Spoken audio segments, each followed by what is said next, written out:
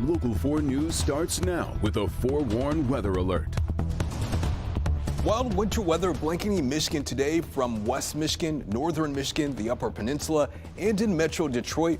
No one was safe. High winds knocked out power and brought dangerous driving conditions, leading to chaos on the roads. Thanks for being with us tonight. I'm Will Jones. Wind gusts were reported as high as 45 to 55 miles per hour today, bringing powerful snow squalls that quickly made driving conditions worse. As the snow moves out, be careful. Slick spots are still lingering on the roads.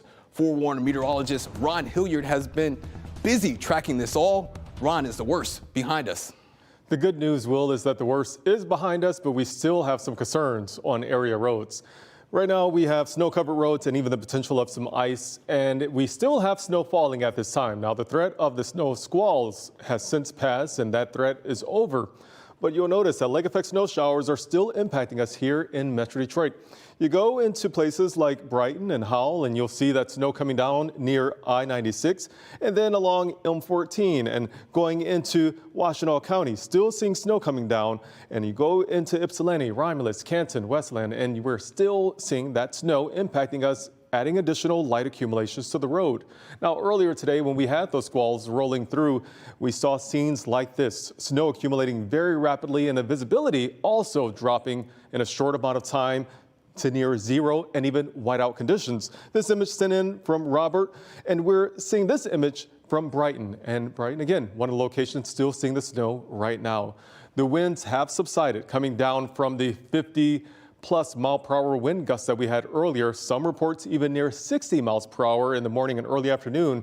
Right now, they're ranging around 25 to about 40 miles per hour. That 40 mile per hour reading coming out of Pontiac. So we're going to still see these gusty winds continue throughout the night. We'll still see the snow showers for the next few hours. Then there's yet again another round of snow that's in our forecast coming for tomorrow night. I'll tell you how much and more on the timing coming up shortly. Will? Ron, moving to a Local 4 News update, I-75 is back open tonight after being closed down for hours following a pileup near 8 Mile.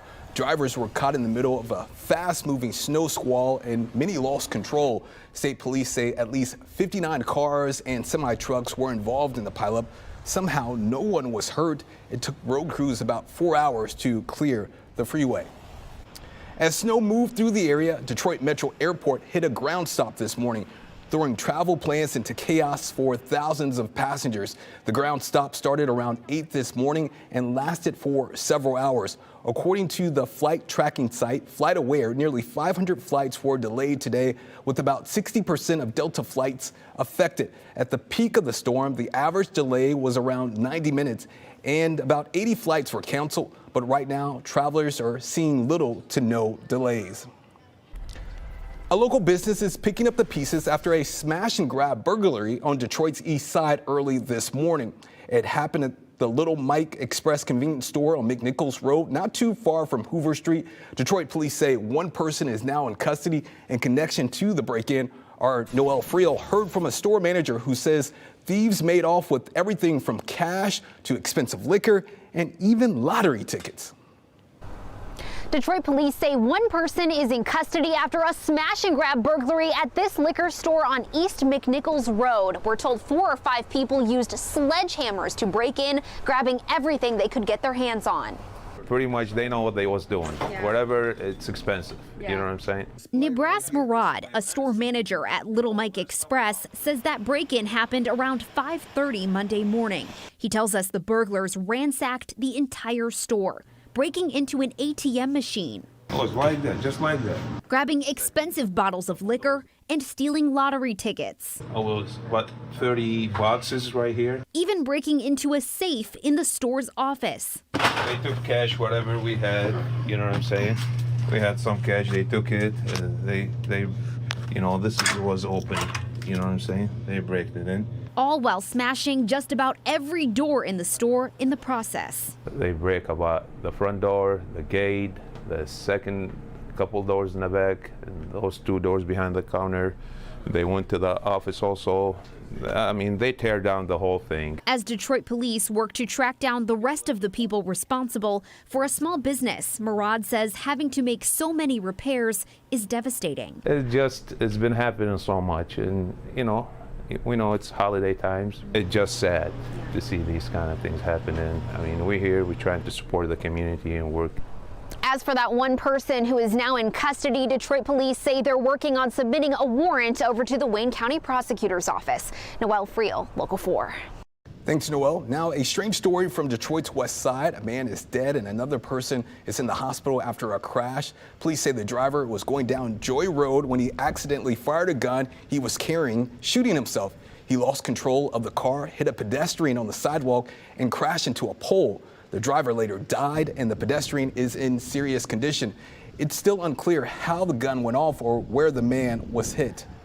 New details are coming out about a Christmas Day shooting that left 2 men dead at a Southfield apartment. It started when a man attacked his girlfriend after an argument over infidelity. Police say the woman decided not to call 911 because she was afraid of the impact it could have on her boyfriend's 3-year-old child. Instead, she asked the man to leave, and that's when investigators say he turned violent.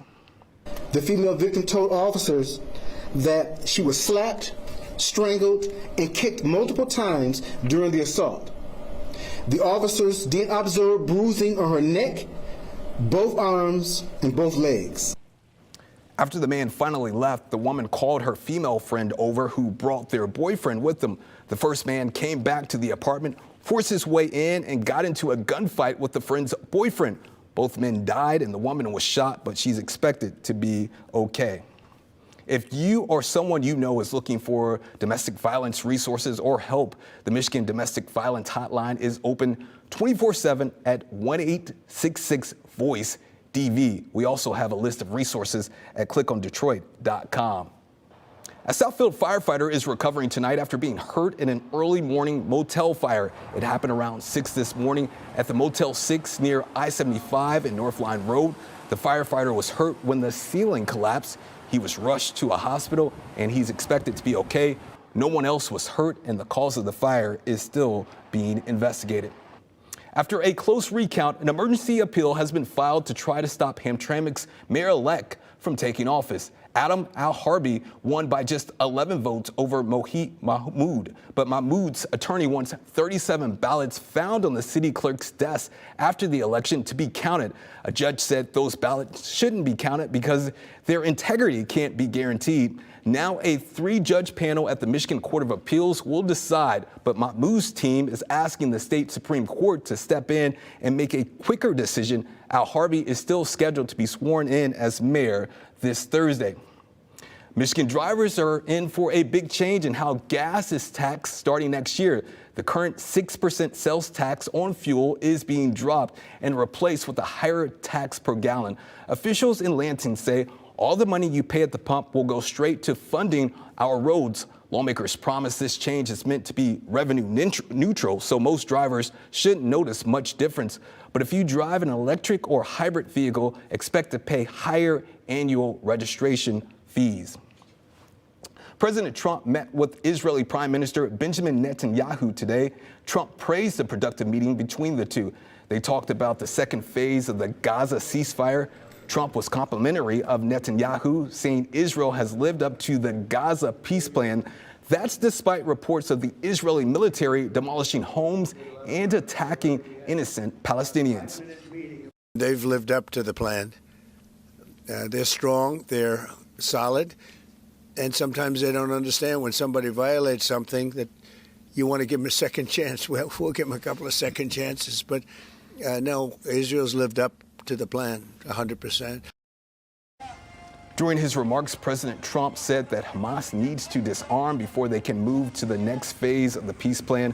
But Hamas's military wing is pushing back, saying they won't give up their armed resistance. In a video posted today, their spokesperson made it clear that Hamas reserves the right to fight back and rejects any calls to disarm. He said, quote, "Our people are defending themselves and won't give up their weapons as long as the occupation continues, even if they have to fight with their fingernails."